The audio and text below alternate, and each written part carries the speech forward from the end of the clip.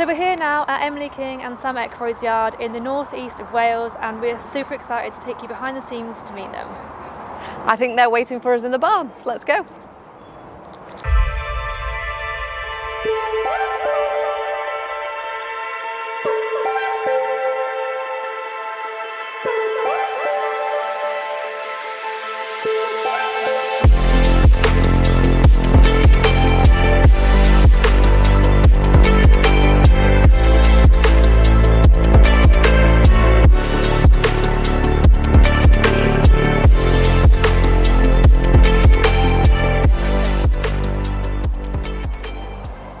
Here they are now. Jade, I'd like you to meet Sam and Emily. Hi guys. Hi, it's lovely to meet you. I'd love to have a chat with you guys and find out a little bit more about you. Would that be okay? No problem. Let's do it. So I'm here now with Emily and Sam, and we're going to find out a little bit more about them. So tell me a little bit about yourselves. When did you get into horses, and what was your first introduction to horses? Go ahead.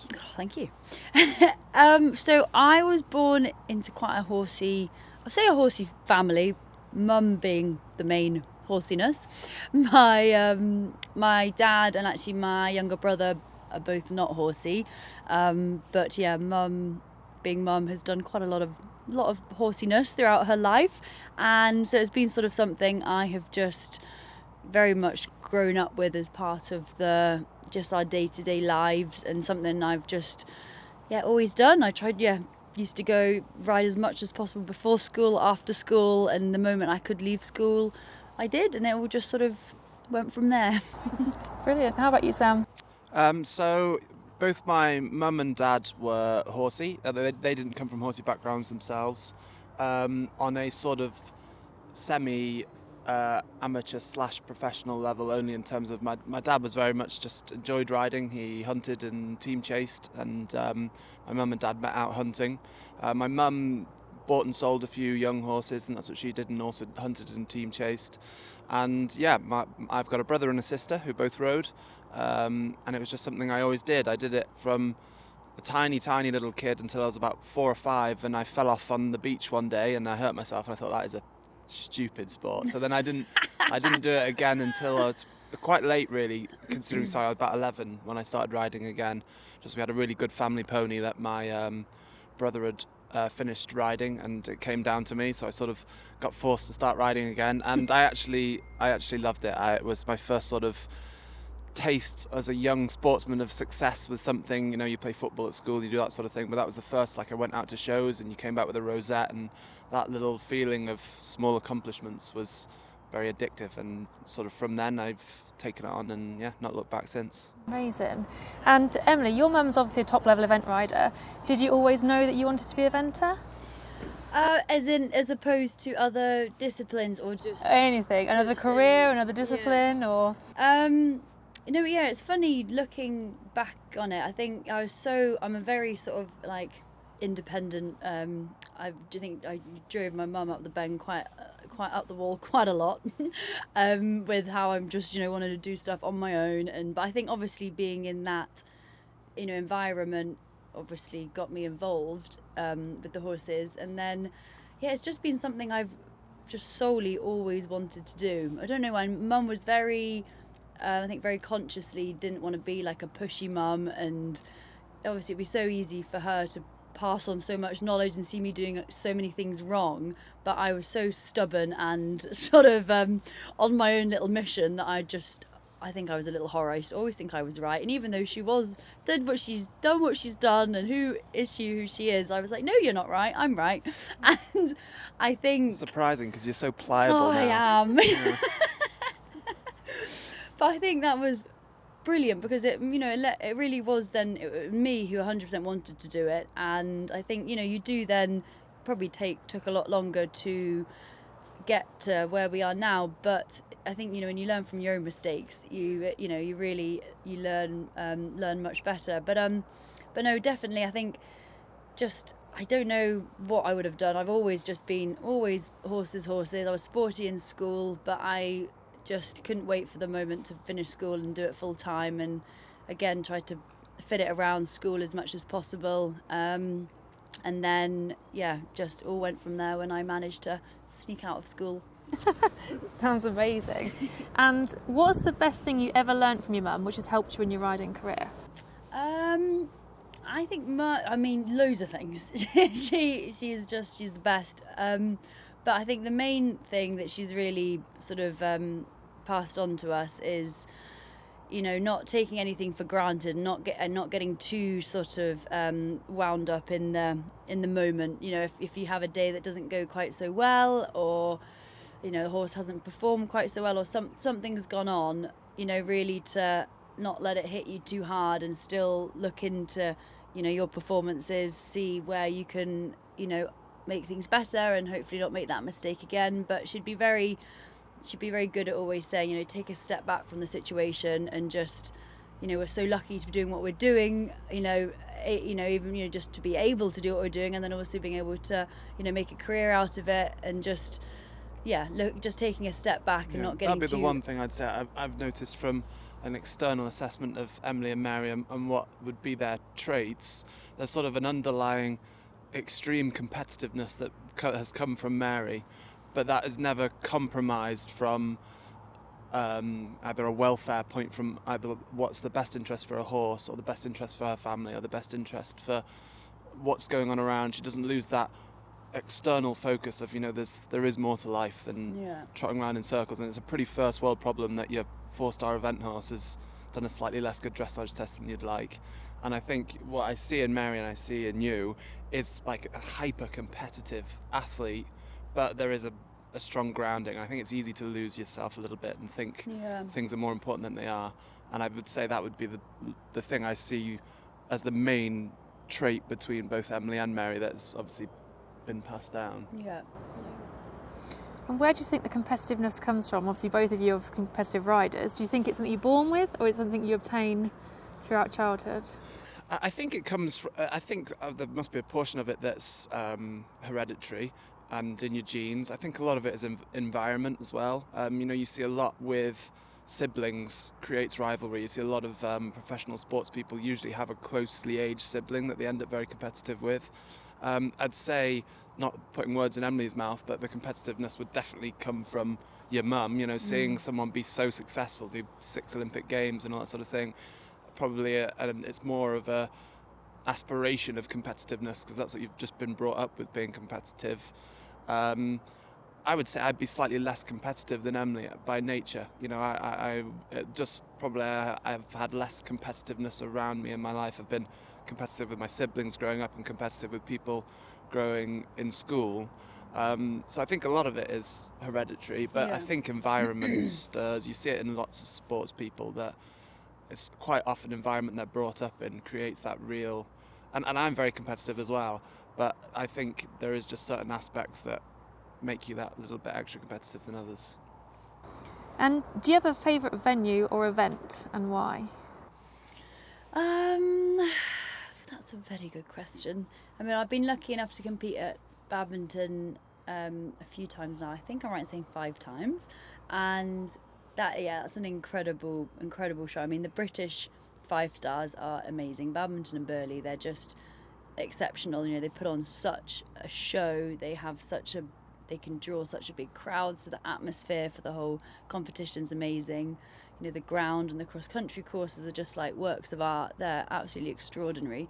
So I'd say definitely the British 5-stars. We were lucky enough to go to an event in Germany a couple of weeks ago called Aachen, which hosts the World Equestrian Festival, it's called. And that was absolutely extraordinary. That was amazing on sort of like a European different level. You had the Grand Prix show jumping, the Grand Prix dressage, we had our 4-star eventing, you had the top driving, you had the top vaulting, and it was extraordinary seeing all the different disciplines that you aren't exposed to so much. And we went there with one horse, so we were able to actually have a bit of spare time to watch the other disciplines, which you come back from a show like that and you're so sort of elevated with, you're so inspired, and that was amazing. But no, I'd say... Yeah, I'd agree. If it goes through those 3 just on a 3-week cycle, all it would be. I think the British 5-stars for a British rider always have a special place. I mean, they're the pinnacle it's like Wimbledon of difficulty. For the tennis, I mean, it is the most extreme of the extreme. So they always have a special spot. But I think there is these occasions of these special shows and special venues, which probably shows a little bit a future direction to the sport, maybe where it'll go. You can see real progression there of opportunity and inclusion of people who probably aren't as horsey. You know, the 5-star at Badmintons and Burleys, they're an incredible horse spectacle. And then Arkans and these other 5-star shows, which have the jumpers have more gone down that route, you can see the external inclusion coming in where it's almost less horsey in a way, while still being solely derived around the horse. You could take someone with no interest in the horse, and there's so many other avenues that they can explore. So I think both of those two, that they're probably quite different. And I think the British 5-stars and all 5-stars have a real special place in the sport. But I think these large facility shows are pretty spectacle as well. And how do you mentally prepare for such a high pressure event? Sam plays golf, and I'd love to play more. I think mental preparation is something you go through constantly with horses. You know, I think there's so many variable factors that always change. A horse goes lame, doesn't go as well as you want. There's so many external focuses. It's a bit strange in our sport. I always think it's probably the closest relation is a little bit to like Formula One, where there's actually, doesn't matter how good a driver you are, if your car's not quick enough, you're not good enough. And so there's so much team base around what happens. So I think the mental preparation is always a little bit changing, because you're more reactive quite often. You make your plans and you make this, but you're not just solely focused on yourself, which I think actually helps for a nervous point. You know, it stops you getting too insular and too overthinking about what you can do, because you're always reacting to something. I need to change this, I need to do that, I need to do the other. And in terms of when you're actually at the event, I mean, it's just about trying to stay as calm as possible. Some people are much better at it than me, and some people are probably much worse than it than me. But high level sport is always stressful, and there's always tension, and a lot of performance in high level of stress is how you can deal with that, how you change nerves into performance rather than stress. And I don't think we have a golden magic key of what you should do. And no, but we go through a lot of it sort of like mentally before, sort of like visualizing, like and visualizing things not quite going to plan, and then in your mind preparing for what you do, whether that be your, in your dressage test or cross country. I'd say definitely your dressage test, you can do a lot mentally going through it in your mind at the speed that you would be riding it, and just literally, closing your eyes, completely imagining you're on it, and actually throwing in a few little curveballs. If the horse does this, if the horse does that, how you react. You can do quite a lot of training with your mind in preparation for performing without it not actually being on the horse. And especially with the cross country hugely as well, we do a lot with that, and a lot of it is preparation. And I think if you can go to a show knowing you're not overextending, you've prepared, you've pushed, that is a real calming element to your mind. If you feel you're slightly out of your going to zone. the show a little bit more than what you're comfortable with, whether that's you're going to jump your first meter class or your first whatever, if you've done enough preparation at home, if you're going to jump your first meter class, make sure you're jumping a meter 10 comfortably at home. You can go to the show, it takes so much less pressure off. And a lot of it, if things, mental problems that people get at the show, nerves and that sort of thing, can come from past trauma at a show as well. Something hasn't gone well. And I think there's a bit of a stigma about going backwards in terms of if you've done a meter class and it's not gone well, you don't really want to go back down to a 90. And I think a lot of it is don't fear that. Don't fear that something goes wrong. We Mistakes do it the whole happen all the time. Yeah. You can go backwards to go forwards. And the more you can have that real Acceptance. Confidence at home, knowing that when you go to the show, you're well prepared, I think that really settles your nerve. The only times I've had problems or got over nervous or things like that has been when I've rushed something. I haven't been fully prepared. So I think preparation, visualization, all those things are massive key to what happens. I think if you just try and treat the symptom of I'm nervous, how do I not be nervous, you're actually probably skipping. And are you nervous at every stage of the event, or is it only certain parts of it? Or I think there's 3 different elements of nerves. I think the dressage is you're wanting it to do the best you can. There's no sort of like physical nerves of, oh God, the dressage is coming. I think, but there's sort of a tension of... It's trying to deliver perfection, isn't it? And when you're working with a unpredictable Yeah. animal. It's And it's the only you phase can't where you can't be perfect. You can get 0 penalties. well, in and the you're other two being judged, phases. aren't you? It's not just like you have a run out and it's a technical. There's. So no, it's and that's Different what's type of nerves, it's very And then the cross country is just you're pretty scared. That's sort of the nerve, that's that type of nerve that you'd get of someone going into a really big football match or a really big any sporting event. That is the main aspect. The punishment for not going well is the largest penalty. 20 penalties takes you out of the competition. It's probably the biggest punishment for a mistake, which it should be. It's the most. And ultimately your safety as well. You want to get home safe. Absolutely, Yeah, that is something that you always try not to think too much about, but it's obviously an aspect of what. And that's happens. why you're so mentally preparing with the approaches and Yeah. how because you ultimately that's going to make you fault free, but it's going to keep the horse safe and hopefully you safe. And I think the show jumping is a different type of nerves again. I think that's talking about a 3-day event. This the is final, a 3-day event. The final phase of the show jumping. That's the time when you're sort of trying to get the most out of what you've already done. You don't want to lose what you've got. And I think that's, again, a different type of nerve. It's a type of, oh God, I really don't want to mess it up, rather than what can I gain extra. And I think it's that nervousness of you don't want it to go wrong because what you've put in, which I think can increase performance and do all sorts of things. But they're definitely three different types of feeling. I wouldn't say one's particularly stronger than the other. Obviously, fear is a pretty strong motivator, and I don't think fear probably sounds a bit negative for cross country. It's not so much fear, it's more, your adrenaline and that sort of thing. But that's obviously the phase that gets your blood pumping the most, which and I think you ride at your most heightened, you ride at your best in that phase because you're so mentally prepped and your adrenaline's so high, everything is heightened the most, I think, which is what it should be, because that is the phase that distinguishes eventing from anything else, isn't it? Which, yeah. Very interesting to watch as well, especially when the whistles start blowing and the horse is coming. Yeah. And do you prefer competing your experienced horses or bring on the youngsters? It's a good question. I think, we're lucky that we do both. We have a nice bunch of top level horses that we have, but they have all been, we've had them since younger horses and they've been produced. None of them have come to us as 5-star horses.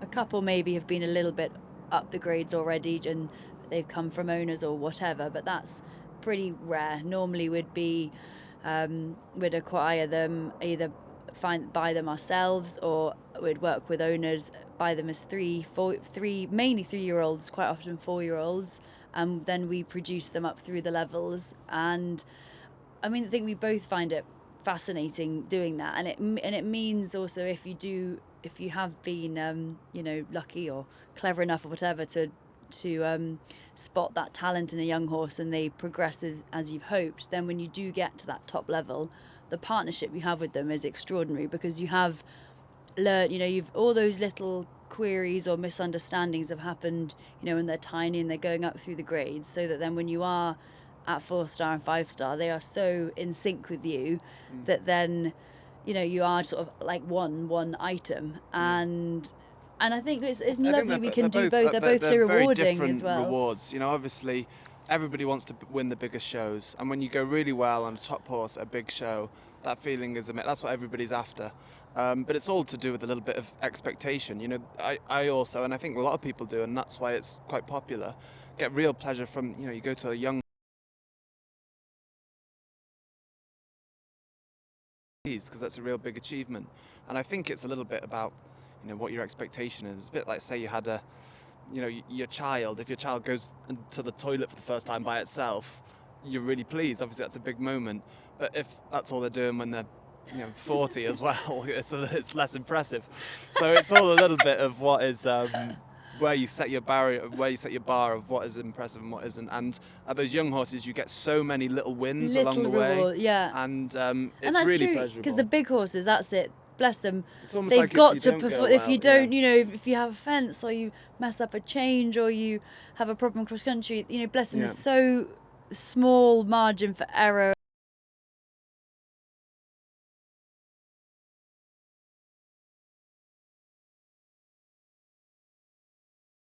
important for people to try and do it is it's not results based really with young horses. I Absolutely. think if you're chasing results with a young one, you're probably going to leave yourself always a little bit short of pleasure Doing it for because the the wrong results aren't reasons. really great. I mean, I've had quite a lot of times. Recently, I've got a really nice young horse. It had 20 penalties on the cross country, but I was really pleased. I had a really good day, and the feeling was right, and the things I tried to change were really good.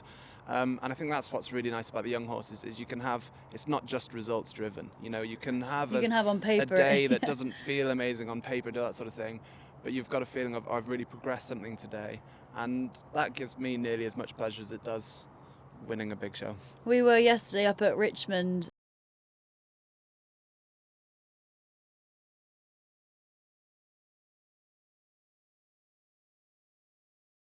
Had a little problem cross country, but the rest of his round felt the best. They all stepped up to be 100, Yeah. and you know it was so rewarding seeing how they start trusting you so much more. They're so enjoying it. It's just it's and you lovely. get an exact feedback of the work you put in. You know. Yeah, to It dive. comes straight Yeah. back to you, which is nice. And what are the attributes that make a great 5-star horse?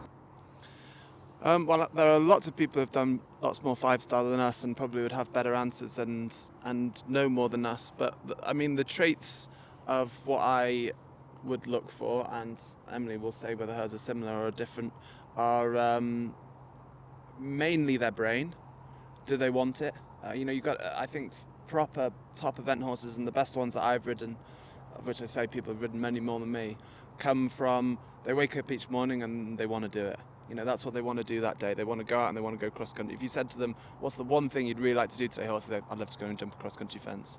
And I think if you can get that sort of brain with them, triers and workers, that really drags through and can cover over not a huge amount of ability. You know, the ability, obviously, all the natural things that you need. You want them uphill, you want them thoroughbred, you want them athletic, you want them that they jump well, you want them that they move well. Those are all attributes, but they can have all those attributes and not have the brain, and they're no good. And they can have much less of those attributes and a really good brain, and it turns them into a good horse. So that would be my main point. Physical points, I think if they're uphill is a big help. And one thing I look for is coordination. You know, if they really have a suppleness in their body and know where their legs are, good jumpers, and they can feel that around, the rest you can work with. If you have them that they're in control of their body, and they go in sort of an uphill way, that makes life much easier. It's not compulsory, but much easier, and a good brain. Yeah, so yeah, exactly that really. I mean, yeah, 100% the brain. And just as Sammy said, you can have one that's far less talented than another horse on the yard, but its brain, it just absolutely blooming loves what it does, and it will fight for you when it's getting a bit tired. It wants to just keep on going. It loves it. Yeah. You know, when the chips are down, it keeps on fighting.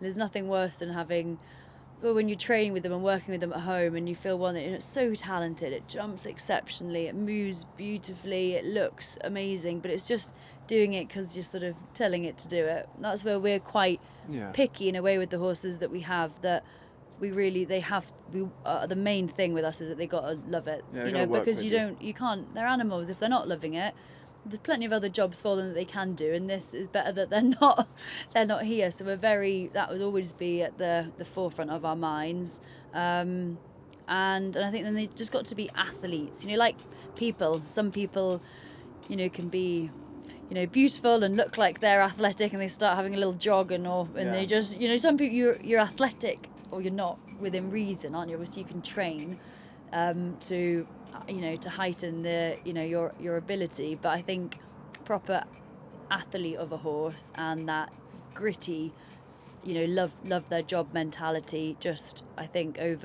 overtakes a lot of on paper things that you do need. And it's sort of fascinating, I think, saying like at the 5-star shows, Badminton at Burley, when you see the vet inspection at the beginning, there's probably not two horses that are the exact same model, you know, and obviously all horses there's many different types, but for example in the pure dressage world or the pure jumping world, there's generally a lot more of a stamp. There'd be a lot more horses that would look very similar, but it's quite exceptional at the 5-star trot ups how you can have, you know, a 15-2 little ex-racer and then Ben Hobday's junkie boy, who was just Mr. Maury was just accepted. And you just think, on all these horses, they go around 5 stars, and you think the one thing they have in common is that they wake up each morning and they can't wait to just get out there and do it. And I think that is a real, main thing that can't be put to the bottom of the priority list. It is, I think, the main thing you want to try and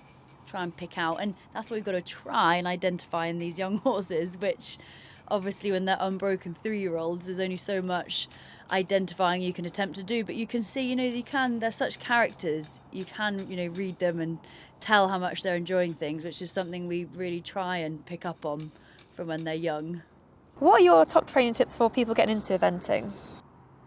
My number one thing is take your time. Take your time. Go up once is way quicker than going up and back and up and back and up and back. And you see it so often. People are just in a rush. If you can't set out in the mindset from the beginning that it's slow and you've got to take your time, do it well one time is just 50 times quicker than thinking you're getting somewhere, reaching a point where you then get stuck and then you have to go back. I think take your time. Don't be shy to ask help. Don't be afraid of making mistakes. Those are probably the 3 biggest things. And always put your horse first. If it comes to a point of where you think you're pushing a horse more than it's ready, you're gonna find an issue. But definitely, the thing I see the most common mistake is rushing. People trying to get to an end result too quickly, and it actually takes them triple as long, especially with young horses. Yeah. And you can never have too much knowledge, I think, with the horses. It can, I think obviously people all come from different backgrounds and lifestyles. Some people, it's more accessible than others. But quite often you see the people who are the most successful haven't particularly come from that horsey background. It hasn't been that attainable to stumble across a horse, yet alone have your own horse, have facilities. It's an extremely expensive sport to do, which, I've been very lucky. I've been, born into a horsey family, but that's where Mum was very good, all along. I was never bought a horse by my parents. I had to always source my ponies myself or try and, work with owner. I had to work with my first owner when I was, not had to, that came across bad, but to progress and do it as a career.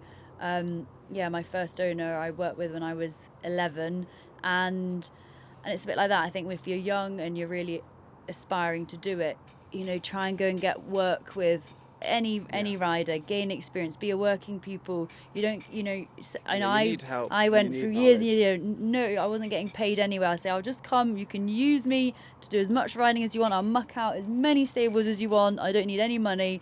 A bed would be fab, but I can also bring a little pop-up bed, and just be a sponge to knowledge. That little bit goes back, I'd say, to the rushing thing in terms of, people see, I want to be an event rider, I want to be a show jumper, I want to be a dressage rider. Obviously, you look to the pinnacle of the sport. It's a bit like I want to be a tennis player. You watch Wimbledon, I want to be a tennis player. And the road to get there is not glamorous. It's really slow and really unglamorous. The same as it is for any top sports person. Hard. I'm not saying like the horse world is. I think it is a hard world, but I'm sure it's the same for every top sports person. And it's that fact of, go out and do that. Go out and take your time to learn stuff. Go and try and base yourself somewhere. Go watch people. Go sit at the side of a collecting ring. How are they doing it? Be analytical. See everything you can. Sponge all the knowledge you physically can, and don't be in a rush. And the more time you spend learning and doing it and slowly progressing will actually seem slower and be way quicker. How do you overcome setbacks and knocks? Oh, well, we get a lot of practice. Because we have a lot of failures. Yeah. That's where Sammy, I think, is so good at that, who's been very good at teaching me how to deal with. I think there's just a little bit like what we're saying, what was good about Mary and Emily, is a bit of perspective in the world. The knockbacks that we have are, there's wars going on. I know that sounds so like just, like something that sounds silly, but there is. But it's, there's so much. Be blessed to be able to do it. Absolutely, Lucky. And it's so easy when you do it every day to just take things for granted. And I know it sounds soft and silly, but it is. Yeah. It is the truth, isn't it? Yeah, it's. I don't know what the word is for it, but when there is so much going on, and we've got that luck that we can, have our knockback of we've had a 20 penalties on a young horse, or we've fallen off somewhere. And sometimes the knockbacks are much bigger, and it's perfectly normal to be upset and perfectly normal to be unhappy. And I think you can't fight those emotions. I think unhappiness and discontentment of how something has gone is what makes you better and what makes you strive on. But I think we get a lot of practice, and that's not just us guys. Everybody in the horse world gets a load of practice of knockbacks. And I think, there's another cheesy line of you only learn from your mistakes and all that sort of thing. It's all true. And that's probably the key thing, actually learning from the knockbacks, and rather than getting annoyed with it, actually 100%. And I think you can elevate yourself so much. I think it's hard to digest it on the day, but I think obviously if you have an exceptional performance and it all goes perfectly, that's amazing. But if on paper you have a good test and a double clear, but actually you've just you've done it a bit on a wing on a prayer, and on paper it's good, but but then it's funny, then you don't go home, and it's harder to then really obsess on the things you need to improve, because in your mind you've done it, it's all been fine. But actually, when you've had a 20 penalties, or you've had something's not gone wrong, something's gone wrong. I think being analytical is really important, and unemotionally analytical. A bit of cold analysis in the face of adversity. There's another cheesy phrase, which is you don't lose, you win or you learn, which is really true. With horses, you go well, and a win doesn't mean a result. Win means, in terms of how you felt you've performed. And if it hasn't gone well, you see a lot of people blame external factors. There's usually a reason, and that reason can be really core, really further back. And the more of those failures you have that you can analyze in a real cold, unemotional way, think, why did that happen? Why did I do it? Use it as an opportunity of how you don't make the same mistake again in the future, is how you progress. If you just get in too much of an emotional spin about it, of, oh, this is bad, or the horse is upset, or you won't really end up fixing those little things. see the fog through the trees sort of thing. Yeah. Exactly. I think if you can, fix all those little bits that go wrong along the way, those little 5% better, this a bit better, that a bit better, fix that little thing, your end result will then be good. But what did Mickey used to say? Change 100 things by 1% rather it's than 1% a day, isn't it? And it's so true. But it is true, yeah. And that's a bit on a different point from having a mistake at a show, but as a general I think way don't of fear. thinking, That's the other thing. People have a mistake. don't fear failure. Yeah. And they think it's gone bad. Don't worry about mistakes. Everybody has mistakes. Well, it will actually you don't springboard see, you it's, to it's doing the horrible a bit. thing probably of social media. You don't see people's mistakes. You see, I've won this has gone well, this horse is amazing. Me and Emily have mistakes every single day. We have things that don't go well. We know all the top riders in the sport, they all have bad days. It is what happens, and it happens in every sport and in every thing of life. And if you can look at those not as something that's bad that's happened to you, just as a way that you need to get better and this is how you improve, and just don't fear that it happens, because it happens to everybody. And what does a typical day look like for you? I was saying to Sally earlier, it's so nice to be at home here on a day. At this time of year, we're so busy away competing, and especially like the younger horses, it's lovely. They're now going out to competitions. So I have 15 horses that are competing at the moment, and they're on a whole array of levels. So our typical week would be, I'd say, definitely 2, if not 3 days at eventing competitions, normally Friday to Sunday. But we were a bit different last week. We were in Germany, and then we came back Sunday night, and we were Tuesday, Wednesday, Thursday competing, and then Saturday and Sunday. So that was pretty manic. So a normal day at home, when we are at home, it all revolves around the horses. We get them, they take number one priority of the day, and they get hayed, they get fed, they get hayed. The young horses, actually, majority of them live out in the field at night, and then they come in during the day, and the older horses are in at night and go out after they've been worked. But it's very it's a system that some horses prefer one, some prefer the other, and we very much take their lead on what they prefer. So they get hayed, get fed, get hayed, get sorted in from the fields if they're already out, and then their work is then the priority. And I normally prioritise the horses that are in the stables. They get worked first. We make a plan. We sort of have a rough plan for each week as to how my system works is the top horses have their gallop days, which to me, that mainly stays sort of the core thing that doesn't budge too much, because that works back from their next competition. And then they have filtered into that their dressage days, their jump days, their hacking days, which obviously they do more of the phase that they find a bit harder to help their production. And and not really having a set time frame on each horse. I'd never be on a horse longer than an hour ever, but sometimes one's feeling absolutely amazing and it only needs 10 minutes in the school, and then I'll take it for a good wander around the fields or up the hills, do something different. I'd have a bit of a plan in my mind as what I want to do and what I'd want to achieve in each session with each horse, but be very open-minded if it's feeling a little bit, it's woken up on the wrong side of the bed that morning, it needs a little stretch in the morning, maybe some hours in the field, and it has what I had planned to do that morning, it might suit to do better in the afternoon. So some days all the horses get worked, and by lunchtime, or 2 o'clock, 3 o'clock, they are all worked. But sometimes things take longer. We want to change around with bits, different pieces of tack and equipment, and we can be here till sort of 5, 6 o'clock. The horses' work is a priority at our day-to-day life at the yard. But then there's the whole running of the business and the entries, the logistics, which we have a great girl, Sam's sister Lucy, helps us hugely, and Sam's mum. But yeah, there's a lot to do other than the work of the horses, but that does take priority. Yeah, and in terms of how the actual system works, is girls come in first thing, 7:30 it starts. As you say, they get all the yard work done, and any horses that need changed in and out in the fields, all the yard done, swept, tidied, ready to go. Then the riding starts, and we ride for however long the riding takes. Sometimes it's less, depending on what they've done. If they've just been to a show, they'll have a quiet day. Sometimes it's more.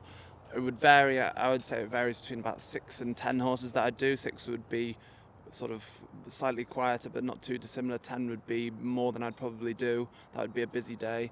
I try not to get into just churning horses through, riding loads of horses for the sake of riding horses. I think whenever I try and ride one, I try and do Achieve it something, properly. It takes as long as it takes. There's no rush. I've not got another one that I need to get on at a certain time. I do this horse, I do it right, I do it to the finish. And so that creates a bit of variability. But I've had it quite a few times. I've had a lot of horses in. I've given myself a number. I've got to get through these 11 or 12 horses this day. And you just end up, it's pointless. I'm trotting them around for half an hour, and I've got tired and I've got less concentrated, and they're just not getting appropriate amount of work. So I make sure whatever horses I put down on the board that I'm doing for that day, they get done properly. So the riding goes on for as long as it takes. Sometimes we're done by lunchtime, and in the afternoon it's either doing jobs and or doing some logistic work with, as Emily said, my sister helps us with that.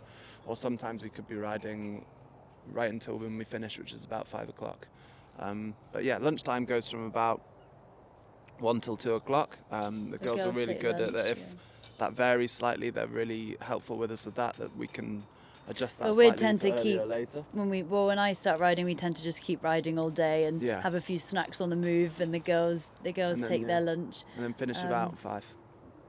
And obviously it keeps you fit riding all these horses, but do you have any sort of fitness routines outside of to keep your rider fitness up?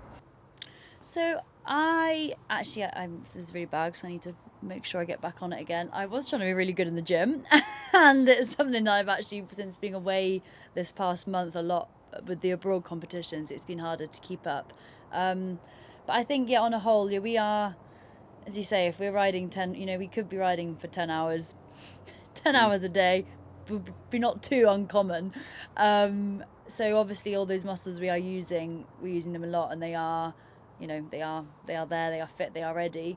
And we actually ran the London Marathon last year, which was quite an experience, not something that we're jumping at doing again, but that was super cool. But it was interesting. I found that we were super fit, but actually in a different way. That then I rode, like the day after the marathon, I rode and we could barely walk.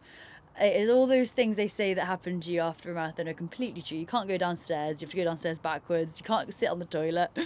But sitting on a horse was completely different. Nothing hurt. So obviously we didn't actually increase our fitness or our, strength for riding or whatever much at all, because you didn't feel any of the muscles when it's completely different muscle groups. But we would. I think what I'm really obsessed with is being really symmetrical in both sides of my body, because I think, for the health of the horse underneath you, and then your precision of aids, and from a safety point of view, when you're going cross country, your weight evenly in the stirrups. That's something I really obsess on. And if I can feel anything a little bit, especially when we've had injuries and then rehabbing and maybe not building up the same muscle, that's something would be really pernickety with, because we want to obviously perform as well as possible, but more important than that, we want the horses to be as comfortable as possible and not having any little bit more weight here. We want to be fully in control of everything we're doing. Sam does a good regular bit of football, and golf is known for its physical. I hate the gym.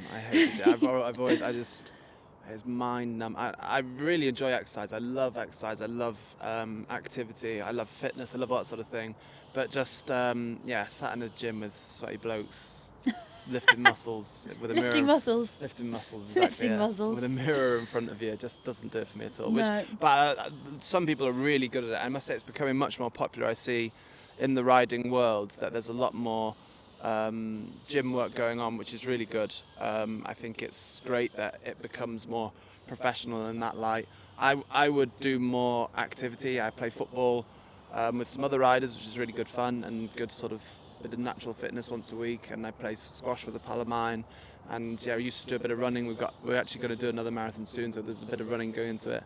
So I do a bit more fitness in that sort of sense. But I think the gym work is really good for people that want to do that and can tolerate it. I just can't tolerate it. And we had a good, a little while, we had the group of us on the yard, a guy that was here set up a little circuit training, which was actually really cool, and it was something that it all slipped when we then went into winter, and it wasn't quite so appealing at 5:30 in the pitch dark to go outside and do.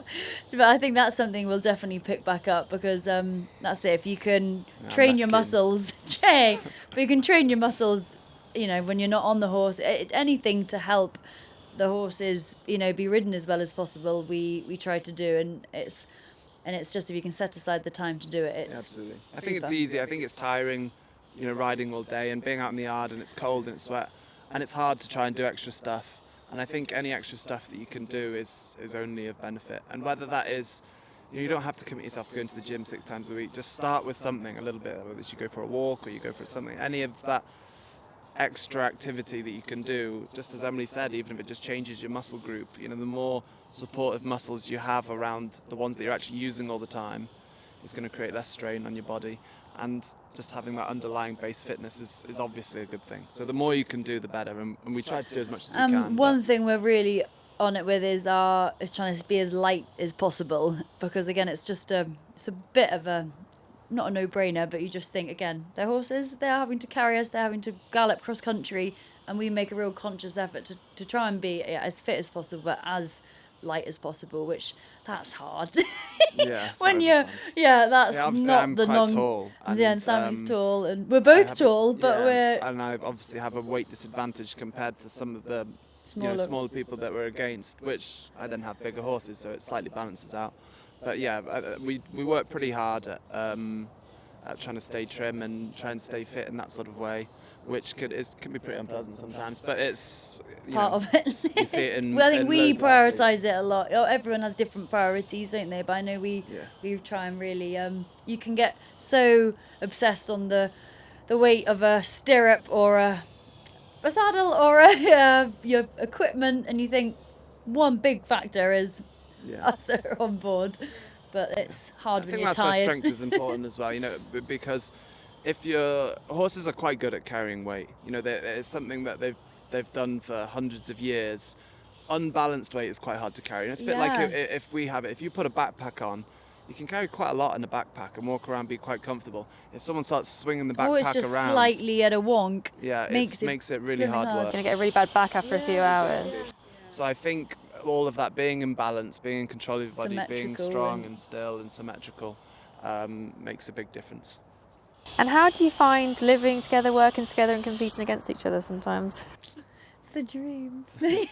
No, to be fair, we're We really actually lucky. don't. No, Yeah, no. we're really lucky. As in we live together and we have it quite separate.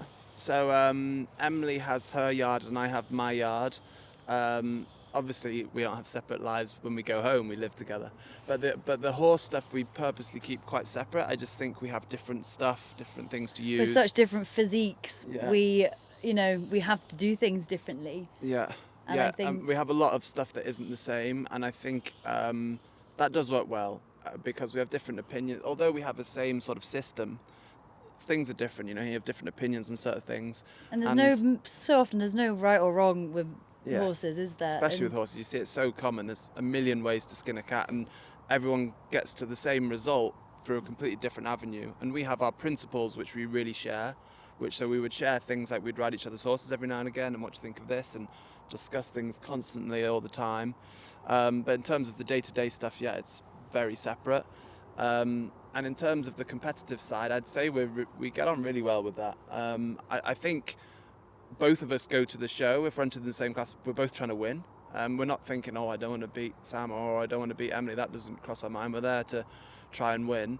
But when the other one wins, or I personally don't feel, and I don't think you feel either, there's no feeling of, oh, I wish that was me, or I have zero have competitiveness equal, to if Emily does well, to be honest, I get as much pleasure of Emily Yeah. doing well if I was second place, and vice versa. We've had it A loads lot, of yeah. times where she's been first, I've been second, and And I the other think way. yeah, that's what I meant that. But you know, You want a couple. it happens all the time that someone will do better than the other, and I think that gives me as much pleasure as it does doing it yourself. So I think in that respect, it works well. But I think definitely being separate helps to And that. that's also we were saying when you're young and aspiring to do it, working in yards and seeing how things work, and is so important. And we've done that a lot. Yeah, since I left school, every winter I'd go for 3-4 months and just plant myself with someone and soak up the knowledge. And that's what's been quite interesting, being with a few couples, not naming any names, but how some that have systems running together, it's a bit more. I think it's hard. I think fractious. there's enough to argue about in relationships. Yeah. You know what I mean? Without having. And then we had this yard in Germany And, we went to that was amazing.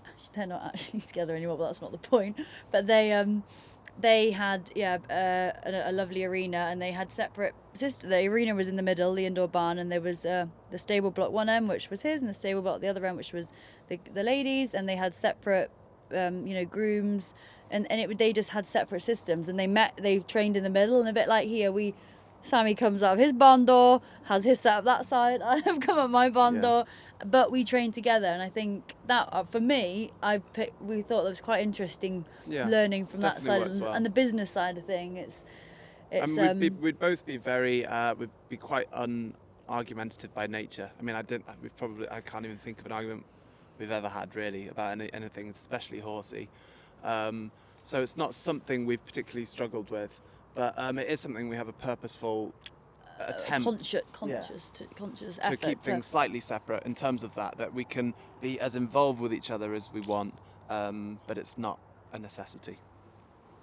Say you're annoying me, which never happens. But rubbish. or vice versa, I'm annoying Emily would probably be more the case. You know, there's enough separation that you can go off and do your own thing. And it's not affected. Yeah. And what's your most embarrassing riding moment? Well, I suppose it depends So how many. how Yeah. somber you go the tone. Yeah, Obviously, there's been embarrassing moments where I've been at championships and things like that, and they've not gone well, and there's a certain feeling of embarrassment, I suppose is the right word, that you get, that you could have done better at a show, or you've let an owner down, or there's probably those more sort of a slightly darker twist to it. In terms of actual embarrassment, I think anytime you fall off somewhere silly doesn't look great. You know, you fall off in the water and you're wet or The something one like that. though, Sammy's, you didn't do your girth very tight one time at all, did you? Oh yeah, that would be quite up there. I managed to fall off in the show jumping. I hadn't done my girth up and the saddle slipped off and I fell off, which was... But you learn from these things. You Yeah, learn. he you was don't- testing yeah. his balance and then he Yeah. wasn't good enough. But yeah, probably the girth would be my most embarrassing one. What about you? Oh my gosh, I don't know. I was going to say, We try not to think about it, there's so many embarrassing Is things it? to do. Yeah. that's it. It's that more somber toned embarrassment, which is when there's just so many people watching you and you mess it up at a fence and it results in no one hurt, nothing, no dramas, but just a tumble off and you think, oh my goodness. Yeah, I think any time you do an unimpressive fall off, it's pretty embarrassing. But it's Yeah. part and parcel of the sport. It happens. And what are your plans and goals for the future? Oh, just trying to be the best, being the best we can. I think. Yeah, I think goals are a funny thing. I think you have to set pretty lofty ambitions, you know, of where you sort of would aspire to get to. And I think both of us, the goal is to be the best event rider that there's ever been. You know, that's the goal, and to win every single show and go to every Olympic Games, and you know that's the goal. But we're realistic in terms of that probably isn't going to happen, and we're happy with whatever we get to. I think as long as we do our very best and we strive to do the best we very can and keep to that goal of we want to be the very best we can be, and we'd love to be the very best that there ever is, and then wherever you get to, we're content with. If I can only do what I'm doing now, which is being the best I can, producing the horses as well as I can, and trying to get the best results possible, then I'm content with that. But the actual ambition, of course, is to always be better. Yeah. So it's been amazing to get to know you both, and I'd love to meet some of your horses. Would that be okay? Absolutely. Absolutely. We'll go and show you around. Brilliant. So yeah, this is our yard. Welcome to our yard. This is my side of the stable. Emily's side of the stable is down the other end. He's got golden balls on the top of his side, so hence we're filming this. Yeah. So we have got. I was just counting here. My whiteboard's over there, but there's 13 horses that we have on my side for competition. There's a couple extras, but in terms of competition ones, there's 13 horses, 11 stables up here and 2 down the bottom. And yeah, this is where we keep all the top horses. This is where they all get prepared to work. This is where we have our wash boxes, which also the horses get cooled down and washed off. Our tack rooms here as well, and along with our feed room. So all the main bulk of the yard work goes on up here.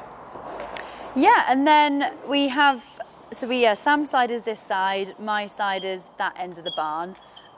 We have a row of stables in the middle here which go next to the walker, which is our buffer room for our businesses. And then you transfer into my side, which I have 8 stables excuse me, up here. And then a few stables down below, and we have some straw pens down below that the young horses tend to live in if they're not out in the field. And I have 15 horses, I think I'm right in saying, in competing and in work. So a good bunch, and that's a real mix of 4-year-olds up to Valmy, my 5-star horse, and then Jackpot, who's a 4-star horse, and then some newer, actually 2 horses, along with these guys actually, are doing their first advanced this coming week at Aston Lewells. So we might be upping our advanced horse numbers, which would be very exciting, and then some novice horses, and then 2 5-year-olds. So a really nice array, and just as Sam said with his side here, has the wash bays, the tack room. I have the same down that end with my tack room and the wash bay. So we do everything. We have separate systems, even though we're under one roof. And then the fields are just outside. They all have a lot of turnout. Not actually a huge amount of horses in the stable at the minute because the weather's so nice. We tend to keep them out as much as possible. But yeah, welcome. Thank you. And Valmy's your top horse at the moment. Can you tell me a little bit more about him? Yeah, so Val, you would rarely see him up here because he lives out the whole time. He's quite a unique character that he just absolutely loves being in the field. He doesn't mind being in actually at competitions in the stable. I think because he knows he's got a job to do, he is actually quite relaxed at the stayaways. But if he's in a stable here, he loves to do a bit of box walking, a bit of weaving, and he's just so much happier in the field. If it's tipping it down with rain, snowing, freezing cold, he'll have just loads of rugs on, be snug as a bug, and no matter what the weather's like, he's so much happier out there. And it's a little bit the mentality we have with all of them, that if they're good horses, they're all such different characters that we will very much listen to them as to what they prefer to do. You know, that ultimately will help their mind and therefore their performance and help the whole thing tick. So we're very much not set in stone, you know, each horse's system. But yeah, Val, he's a superstar. He's gave me my first result, my first completion, my first proper result at badminton this year, which was so exciting, having failed on all my attempts before. And yeah, he's my top horse at the minute, and probably one of, you know, he's been a real a super horse for my career, and such a wonderful character. He adores what he does. So yeah, I can't wait for the rest of the year with him. Brilliant. And Sam, these two are your lovely horses. Can you tell us a little bit more about these guys? Yep, so these are, I haven't probably got one specific top horse at the minute. I've got 4 advanced horses, which are all just about to go advanced. One of them's already done one. So these are 2 9-year-olds. We have Mr. Big Ears here on the left, who... You maybe guessed by the name. Which actually, to be honest, he's grown. So he got bought as a 3-year-old by some really lovely owners of mine, Mike and Julie Hall. They bought him as a 3-year-old, and his ears were the same size at 3, and his body was about half the same size. So they did look ridiculous then. He's grown into them a little bit more now he's older. But yeah, he's a 9-year-old. He's ready to go advanced. He's hoping to go to Blenheim 8 9-year-olds this year, the 4-star there. And yeah, he's a really cool horse, really good jumper, really good character, and yeah, real yard favourite. And this one is also a 9-year-old. He's called Patrick. Bollyborn Lecrae is his show name. He also was purchased by a 3-year-old. Some very long-term supporting owners of mine who have been incredibly supportive, Vicky and Stuart Earlham. He was bought at 3. He was incredibly badly behaved. I've never had a horse that's just broken been a lot so of teeth. bad. Yeah, he broke my teeth. He did all sorts. He was pretty unbelievably naughty. Not sort of like malicious, just mischievous. Cheeky little terribly, rascal. Yeah, a rascal. And look at him, he looks like butter would melt. Yeah, it's all a ploy. Yeah. But he's come through all that, and I think he's a really good horse. He could be one of the best. Yeah, he's really a proper job. He's awesome cross country, really good jumper.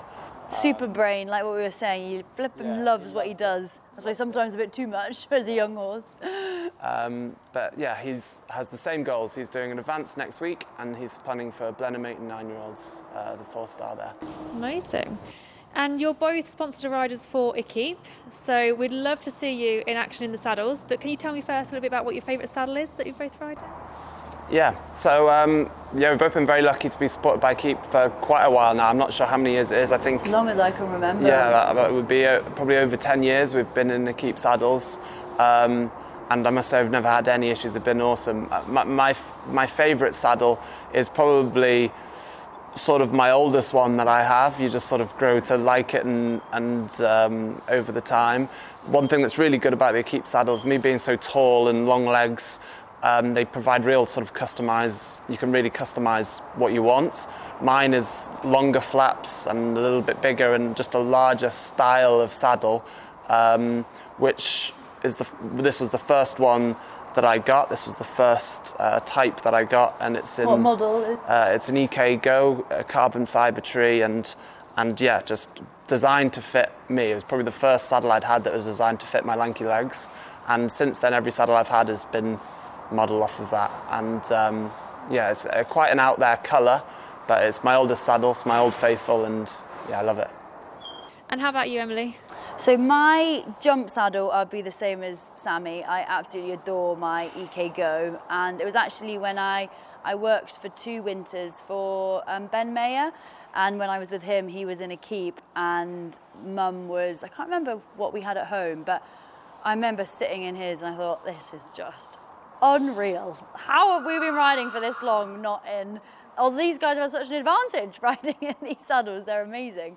And it was off the back of that, I, started working with Equipe a little bit after that, and the EK Go is my go-to. It's amazing. And Sammy said the older ones are so molded then to you, but they are amazing. You can get a brand new one, and they're so comfy, and they're so lightweight. They fit the horses so well. We all obviously have different shapes and sizes, but for us personally, they put us in such good balance, and there's such a good level of supporting your leg and your seat without interfering. You know, you can get some that are so just single flapped and close contact, which you get close to the horse, but there's not a huge amount of support. And the Goes, I feel, are just so awesome that you are so close to the horse, but yet you feel so supported. And then dressage-wise, my Victoria is amazing. That is my go-to. I've tried to spice it up with a few different styles, different models, but I always go back to my Victoria. It just puts you in such a good position so that there's just it nearly just feels like a bit of a cheat. There's one less thing to think about when you're trying to look stylish and feel natural doing sitting trot on these uncomfortable moving horses at times when they're all excited, and they just keep you in such a good balance, and it makes our life so much easier. Keeps their back health so good. We so rarely have ones with sore backs, and I think it's so important. It was such a big trigger to, obviously you never want them in discomfort, but a downward spiral on performance, that is such an important thing, how they're feeling when you're on them, and that is something we consistently never struggle with. Amazing. And can we see some saddles in action on these guys? Absolutely. No problem. Fantastic, let's do it.